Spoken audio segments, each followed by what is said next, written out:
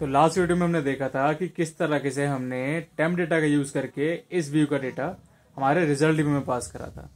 पर हमें इस थोड़ी सी दिक्कत देखने को मिली कि जैसे हमने बैक करा डेटा ब्लैंक हो रहा है। अब इसका सोल्यूशन क्या है, पहले देखते हैं कि जो बैक बटन है वो लगा कहाँ पर है।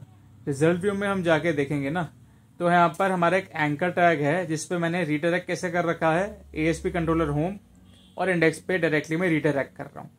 अब हो क्या रहा है ये चीज़ समझो, डायग्रामेटिकली मैं इसको समझाता हूँ कि जैसे ही फॉर्म 1 में जो डेटा था वो व्यू 2 में चला गया टेम्प डेटा के थ्रू, तो जैसे ही व्यू 2 से एंकर टैग के थ्रू वो दोबारा यहाँ डायरेक्ट हुआ, तो क्या मैंने कोई डेटा पास करा? जब मैंने कोई डेटा उसको पास ही नहीं करा तो वो दिखाएगा कैसे? इस चीज़ के लिए क्या कर सकते हैं हम, या तो हम मॉडल क्लास यानी डेटाबेस से डेटा कॉल करें अगर हमने सेव कर रखा होगा, या तो जैसे हमने टेम्प डेटा का इस्तेमाल करा तो टेम्प डेटा से डेटा यहाँ पर एक्सेस कर लेते हैं। बट इसमें भी छोटी सी दिक्कत है। टेम्प डेटा की एक प्रॉपर्टी होती है कि खाली वो एक राउटिंग रिक्वेस्ट तक ही डेटा होल्ड करके रखता है, अनलेस अगर मैं एक कीवर्ड का इस्तेमाल ना करूं।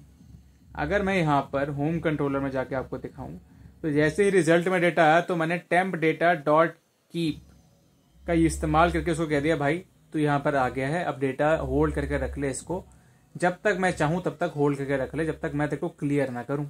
तो अब जैसे ही मैं कह रहा हूं जैसे ही तू इंडेक्स व्यू पे आए तो एक चीज चेक कर, पहले चेक कर कि क्या तेरा टेम्प डेटा का इस की वैल्यू नल तो नहीं है। अगर नल नहीं है तो तू व्यू में ये वाला डेटा पास कर दे, अगर वो नल होगा तो व्यू को एज इट इज रहने दे।